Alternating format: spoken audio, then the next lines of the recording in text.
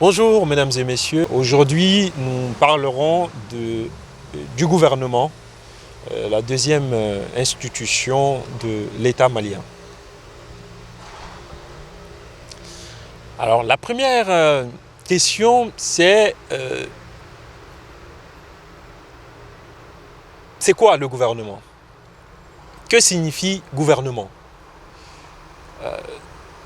Le gouvernement, c'est un ensemble de personnes, une équipe désignée par le chef de l'État, c'est le président de la République qui désigne les membres du gouvernement, pour mettre en œuvre la politique de la nation.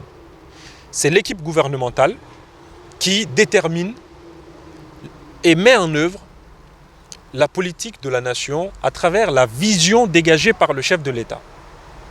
Lors des élections présidentielles, nous sortons pour aller voter pour des programmes de candidats, pour ceux qui votent pour des programmes.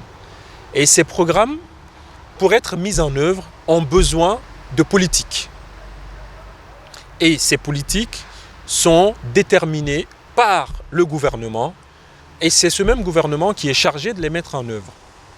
Le gouvernement se compose d'individus. Alors, il n'y a pas de règle sur le nombre de ministres, sur combien de ministres doivent composer un gouvernement. Il n'y a aucune limite.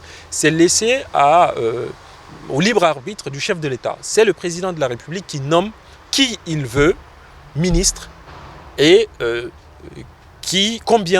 nombre en tout cas de ministres souhaités.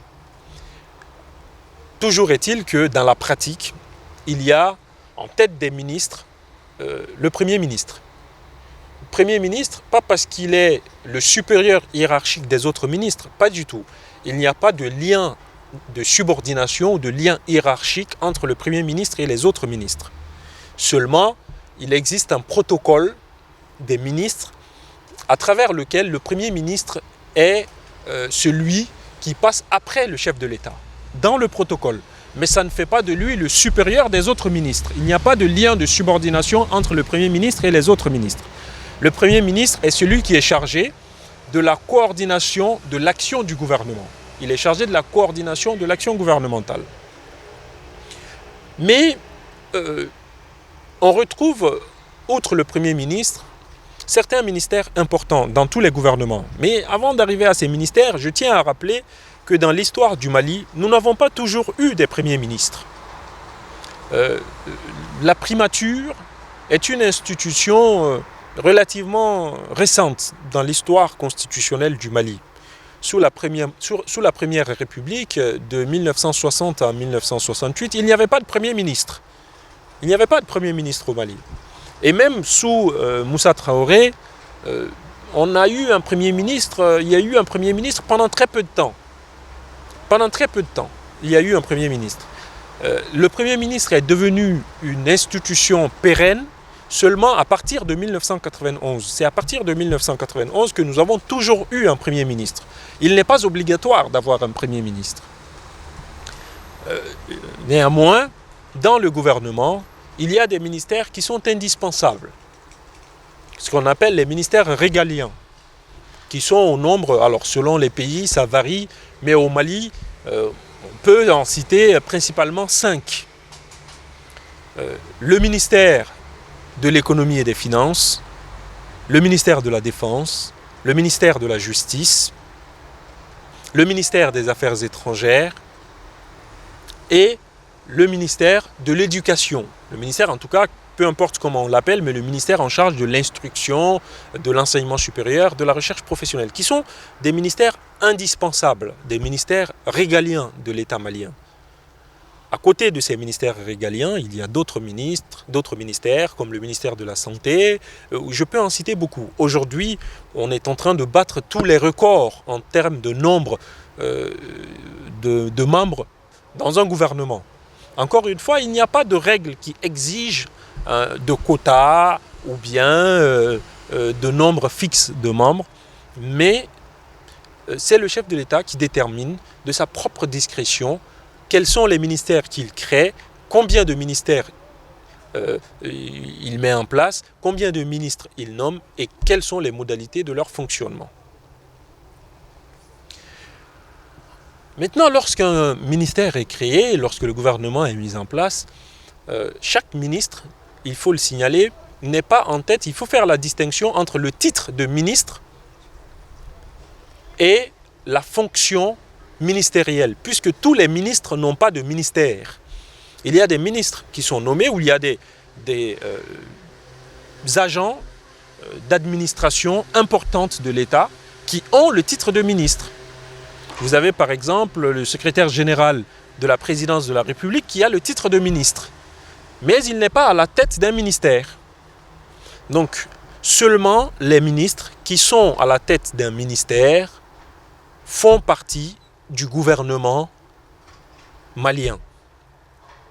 Et chaque ministre à la tête d'un ministère est un chef d'administration politique. C'est le chef de l'administration politique, à côté du secrétaire général du ministère qui, lui, est le chef de l'administration, le chef de la machine administrative au sein du ministère. Donc le ministre est le chef de l'administration au sens politique et le secrétaire général est à la tête de l'administration au sens des fonctions publiques ou des administrations, des directions du ministère. Outre ces deux agents, le ministre dispose également d'un cabinet. Alors, les modalités d'organisation ou de fonctionnement des cabinets ministériels sont régies par des textes. Selon le domaine, le nombre de membres du cabinet ministériel peut changer. Mais le cabinet est l'organe rapproché du ministre qui veille à la mise en œuvre des politiques publiques au sein du ministère. À côté du cabinet, vous avez les administrations spécialisées, ce qu'on appelle les administrations centrales, les directions générales, qui, elles, sont chargées d'assurer la continuité administrative de l'État. Le ministre peut changer du jour au lendemain, mais les directeurs d'administration nationale ne changent pas du jour au lendemain. Ils incarnent la continuité de l'État. Même si les ministres sont amenés à changer, ce sont des hauts fonctionnaires qui sont présents, qui, eux, ne changent pas régulièrement, incarnent une certaine pérennité de l'action administrative, la continuité du fonctionnement de l'État. Et ces chefs d'administration représentent véritablement des pièces essentielles du fonctionnement des ministères. Ce qui pousse certaines personnes d'ailleurs à dire que la marge de manœuvre dont dispose un ministre est assez faible compte tenu du fait qu'il y a ces administrations, ces chefs d'administration qui sont là, dont la présence ne dépend pas forcément du ministre, ils ne doivent pas leur nomination au ministre, et ils sont là, ils assurent la continuité, le ministre est venu les trouver là-bas, et le ministre partira les trouver sur place, le ministre partira, mais eux resteront. Donc leur fonction finalement, leur titre, le fonctionnement de leur administration n'est pas dépendant de la personne du ministre. Ce qui fait que les ministres souvent peuvent avoir des marges de manœuvre assez faibles, en tout cas pour certains ministres, des marges de manœuvre assez faibles dans le fonctionnement des services de leur ministère. Ce qui est paradoxal, mais il y va de la continuité administrative de l'État. Outre ces administrations générales, ces administrations nationales, vous avez également des services spécialisés, des services déconcentrés souvent des ministères, des services déconcentrés qui relèvent des ministères et qui participent à la mise en œuvre des politiques publiques. Alors la troisième question, c'est sur la responsabilité des ministres. Parce qu'un ministre, oui, ça a beaucoup de pouvoir, c'est vrai, et lorsque le ministre commet des infractions dans le cadre de l'exercice de ses prérogatives, de ses pouvoirs, qu'en est-il de sa responsabilité ? Alors la Constitution régit en partie cette question. Un ministre, lorsqu'il est amené à exercer ses fonctions, peut voir sa responsabilité engagée dans deux cas de figure, de deux manières différentes, je veux dire. Le premier cas, c'est lorsque le ministre commet une infraction en dehors de sa fonction de ministre. une infraction personnelle. Par exemple, un ministre accusé, je ne sais pas, d'avoir violé une personne. Ça n'a rien à voir avec la fonction ministérielle. C'est la personne du ministre qui est concernée.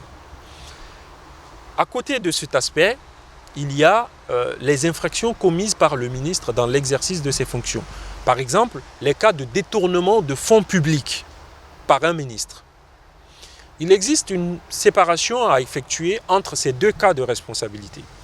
Pour les actions personnelles du ministre, qui peuvent engager sa responsabilité pénale, par exemple pour un cas de viol, le ministre relève de la justice ordinaire. Pour les infractions de droit commun, les infractions qui n'ont rien à voir avec la fonction, le ministre relève de la justice ordinaire. Mais lorsqu'il commet une infraction en sa qualité de ministre, comme détournement de fonds publics au sein du ministère, les ministres sont jugés par un organe spécial, une juridiction spéciale, qui s'appelle la Cour de justice de la République. La Cour de justice de la République, c'est une juridiction, une cour composée de parlementaires, composée de députés, et qui est une juridiction ad hoc, donc une juridiction qui ne siège que normalement, en tout cas a priori, c'est une juridiction ad hoc qui ne siège que le temps de juger les personnes mises en cause devant elle. Et c'est de cette juridiction que relève le ministre dans l'exercice de ses fonctions. À côté de la responsabilité personnelle du ministre, il y a la responsabilité gouvernementale, la responsabilité politique, qui, elle, peut être engagée devant l'Assemblée nationale. Parce que l'Assemblée nationale a aussi pour fonction, on va y revenir dans les jours à venir, l'Assemblée nationale a pour fonction de contrôler l'action du gouvernement. Dans le cadre de ce contrôle, lorsque le ministre ou un ministre ou le gouvernement dans son ensemble est considéré soit défaillant ou un ministre à titre personnel est considéré comme avoir détourné des fonds, l'Assemblée nationale peut engager une démarche visant à ce que ce ministre ou à ce que le gouvernement soit déchu. Donc l'Assemblée nationale a le pouvoir de censurer le gouvernement. Lorsque l'Assemblée nationale estime que le gouvernement met une mauvaise politique en œuvre ou que le gouvernement ne met pas en œuvre la politique de la nation de façon satisfaisante, les députés peuvent censurer, mettre fin immédiatement à la fonction du Premier ministre et de l'ensemble des membres du gouvernement. L'Assemblée nationale a ce pouvoir. Donc il faut faire donc une distinction entre la responsabilité politique du gouvernement qui est engagée devant l'Assemblée nationale et la responsabilité, par exemple, pénale d'un ministre, que ce soit dans l'exercice de sa fonction ou à titre individuel.